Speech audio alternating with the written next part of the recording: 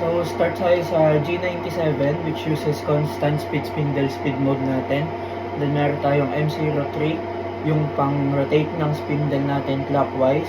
S1000 is for 1000 RPM which is spindle speed. Then, T0101 yung select tool 1 with offset 1. Then, proceed tayo sa G00, X71Z1. Ito yung rapid traverse papunta sa initial position. Then, Z2, move forward lang para safe position before cutting. After that, magpa-proceed na tayo sa roughing cycle setup which is yung G71, yung unang block ng G71. Meron tayo yung G71, U2.0 and R1.0.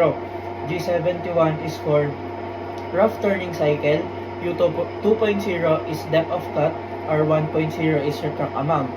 Then G71, yung sunod na G71 is P6, Q7, U.5, W.5, F.25, P6 and Q7, yung end lines natin, yung N6 or N7, pwede natin sabihin ganun.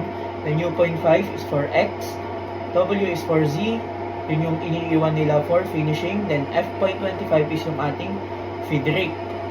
Then after nun, magpaproceed tayo sa N6, G01, X20, Z0.